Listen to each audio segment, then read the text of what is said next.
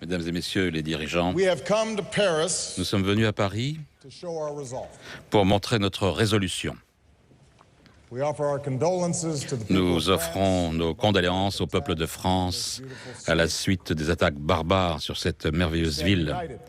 Nous resterons unis et solidaires, non seulement pour rendre justice, pour poursuivre les réseaux terroristes responsables de ces attaques, mais pour protéger nos peuples et maintenir les valeurs qui nous maintiennent forts.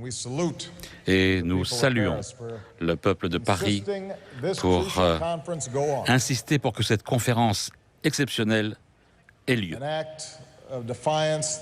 Un acte de défiance, un acte de courage qui nous montre que nous ne reculerons pas devant ce qu'il est nécessaire pour notre avenir. Au-delà du rejet de ceux qui déchirent notre monde, et nous ferons nos meilleurs efforts pour sauver ce monde. Près de 200 nations se sont assemblées ici cette semaine.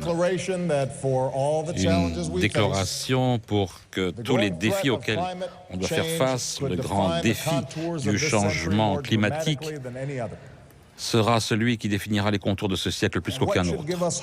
Ce qui doit nous donner de l'espoir, c'est que nous sommes ici à un tournant. C'est le moment où finalement nous allons décider que nous allons sauver notre planète. C'est le fait que les nations partagent ce moment d'urgence face à ce défi et que cette réalisation, eh bien, elle est à notre portée. Notre compréhension de la façon dont les êtres humains ont mis à mal le climat avance. 14 des 15 années les plus chaudes ont été enregistrées depuis l'an 2000. Et l'an 2015 sera la plus chaude de toutes. Aucune nation, grande ou petite, riche ou pauvre, n'est immunisée face à ce que cela signifie. Cet été, j'ai vu personnellement les effets du changement climatique en Alaska, où la mer mange déjà les côtes et submerge les villages, où le permafrost est en train de fondre, où des glaciers sont en train de fondre à une vitesse inconnue des temps modernes. C'était une prévision d'un avenir possible. Ce que serait l'avenir de nos enfants si le réchauffement climatique se poursuivait. Des champs abandonnés, des villes submergées, des ruptures politiques, des conflits, encore plus d'inondations, encore plus de gens désespérés qui rechercheraient des sanctuaires dans d'autres nations, dans d'autres pays que le leur. Cet avenir n'est pas celui d'une économie forte, et ce n'est pas celui où des États fragiles pourraient rester à flot.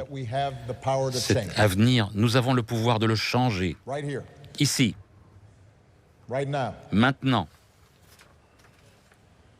Mais ce n'est que si nous arrivons à ce moment. Comme l'un des gouverneurs américains a dit, nous sommes la première génération qui ressentons les effets du changement climatique et la dernière qui puisse faire quelque chose contre cela. Je suis venu personnellement ici, comme dirigeant de la principale économie mondiale, pour dire que les États-Unis d'Amérique non seulement reconnaissent son rôle dans la création de ce problème, mais nous prenons à bras-le-corps nos responsabilités pour faire quelque chose. Les 7 dernières années, nous avons fait des investissements ambitieux pour l'énergie propre, pour réduire nos émissions de carbone. Nous avons multiplié les éoliennes par 3, le solaire par 2. Nous avons créé des régions d'Amérique où ces sources propres sont moins chères que l'énergie conventionnelle.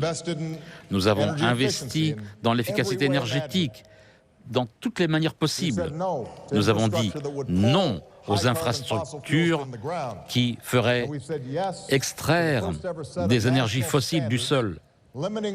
Nous avons tenté d'éliminer le montant de carbone, la quantité de carbone que nos usines peuvent émettre. Nous avons, grâce à ces mesures, amené nos résultats économiques au plus haut et réduit nos émissions de carbone à un niveau inconnu depuis 20 ans. Mais ce n'est pas simplement une tendance américaine, c'est la bonne nouvelle. L'année dernière, l'économie mondiale a cru, alors que les émissions de carbone, du fait qu'on brûle des fossiles, des énergies fossiles, est restée au même niveau. Nous avons brisé l'ancien argument pour l'inaction. Nous avons prouvé qu'une forte croissance économique et un environnement sûr ne sont pas en conflit l'un contre l'autre. On peut travailler de conserve l'un avec l'autre. Et ça doit nous donner de l'espoir. Un des ennemis que l'on va combattre lors de cette conférence, c'est le cynisme. Le fait que l'on puisse dire qu'on ne peut rien faire contre le changement climatique. Nos progrès doivent nous donner de l'espoir au cours de ces 15 jours à venir. Un espoir qui est enraciné dans l'action collective. Plus tôt, à Dubaï, ce mois-ci, le monde a décidé de travailler de concert pour empêcher la prolifération des FHC. C'est du progrès. Avant Paris, plus de 180 pays qui représentent 95% des émissions globales ont mis sur la table leurs cibles, leurs objectifs pour le climat. Ça, c'est du progrès.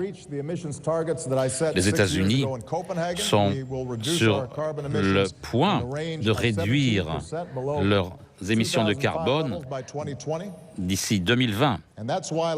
Et c'est la raison pour laquelle l'année dernière, j'ai mis un nouvel objectif. L'Amérique va réduire ses émissions de 26 à 28% en dessous des niveaux de 2005 d'ici 10 ans. Notre tâche, ici à Paris, est de transformer ces succès en une réussite pour l'humanité. Il faut une stratégie à long terme qui donnera confiance au monde dans un avenir à faible émission de carbone. Ici à Paris, il faut nous assurer d'un accord qui encapsule ce progrès, des objectifs qui ne sont pas pour chacun d'entre nous, mais mis en place par chacun d'entre nous, pour tous, prenant en compte les différences que chaque nation, à laquelle chaque nation doit faire face. Ici à Paris, nous devons nous mettre d'accord sur un système de transparence qui nous donne à chacun la confiance que chacun de nous va remplir ses engagements. Et assurons-nous que les pays qui ont la pleine ou qui n'ont pas la capacité d'atteindre leur but reçoivent le soutien nécessaire. Ici à Paris, réaffirmons notre engagement que les ressources seront présentes pour les pays qui veulent jouer leur part dans cette phase du développement. Et je reconnais que ça ne doit pas être facile. Il devra y avoir un engagement pour l'innovation, un capital pour pouvoir payer les coûts d'une énergie propre. Et c'est la raison pour laquelle, cet après-midi, je vais annoncer avec beaucoup d'entre vous pour encourager ces efforts vers une énergie propre. Ici à Paris, assurons-nous aussi que ces ressources arrivent vers les pays qui ont besoin d'aide, qui devront soutenir le changement climatique qui est inévitable. Nous connaissons la vérité que beaucoup de pays ont peu contribué au changement climatique, mais ce seront ces pays-là qui ressentiront les premiers ces effets négatifs. Pour certains de ces pays, les petites nations que je rencontrerai demain, le changement climatique est une menace sur leur existence. Nous allons donc reprendre notre engagement pour aider ces pays. Et nous allons aider ces pays et ces populations grâce auxquelles nous pourrons nous donnerons plus d'efforts pour pouvoir aider ces nations. Et finalement, ici à Paris, Je voudrais montrer aux investisseurs que l'économie mondiale est vers un chemin sûr, vers un avenir à faible carbone. Si on met les bonnes incitations en place, nous donnerons véritablement un plein élan aux nouvelles technologies qui seront créées à travers le monde entier. Il y a des centaines de milliards de dollars qui sont prêts à pouvoir être investis à travers le monde si ces gens reçoivent le signal qui disant qu'on est sérieux pour une fois. Envoyons ce signal. C'est ce que nous essaierons de faire au cours des 2 semaines à venir. Simplement, un accord, ça ne doit pas être simplement un accord qui réduira les émissions de gaz à effet de serre, mais aussi un accord qui aidera les gens à arriver à ce but. Ici à Paris, on peut montrer au monde ce qu'il est possible de faire lorsqu'on se met ensemble, unis dans un effort commun, avec un but commun. Et sans aucun doute, il ne doit pas y en avoir. La génération à venir nous regarde. Il y a une semaine, j'étais en Malaisie avec des jeunes. Et la première question que l'on m'a posée, c'est une femme indonésienne qui m'a dit « Elle ne portait pas sur le terrorisme, elle ne portait pas sur l'économie, ni sur les droits de l'homme, c'était sur le changement climatique. » Elle m'a demandé si j'étais optimiste sur ce qu'on pouvait réussir à Paris et ce que les jeunes comme elle pouvaient faire. Je veux que nos actions prouvent que nous l'écoutons. Je veux que nos actions soient suffisantes pour véritablement susciter des talents de tous, les riches, les pauvres, hommes, femmes. Je veux lui montrer à elle, cette génération passionnée, que nous nous occupons de leur avenir. Parce que je crois, comme l'a dit Martin Luther King, il n'y a pas de chose qui puisse être appelée « on arrive trop tard ». Non, quand on arrive au changement climatique, il faut absolument agir maintenant, ici. Si on met nos intérêts à court terme derrière l'intérêt de l'air qu'ils vont respirer, de l'eau qu'ils vont boire, de la nourriture qu'ils vont manger, alors à ce moment-là, on ne sera pas en retard, on n'arrivera pas trop tard. Chers dirigeants, il ne faut pas atteindre des victoires rapides. Notre progrès sera mesuré différemment. Et dans les souffrances qui seront évitées, une planète qui sera préservée. Et c'est ce qui a toujours été tellement dur.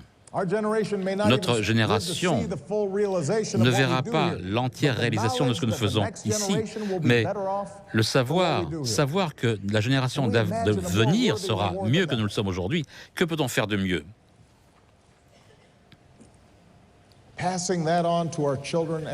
Transmettre à nos enfants, à nos petits-enfants, pour que eux, lorsqu'ils regarderont en arrière et qu'ils verront ce que nous avons fait ici à Paris, ils puissent en être fiers de notre action. Que ce soit le but commun de nous tous ici à Paris. Un monde qui est bon pour nos enfants, non pas marqué par les conflits, mais par la coopération, pas par les souffrances humaines, mais par le progrès humain.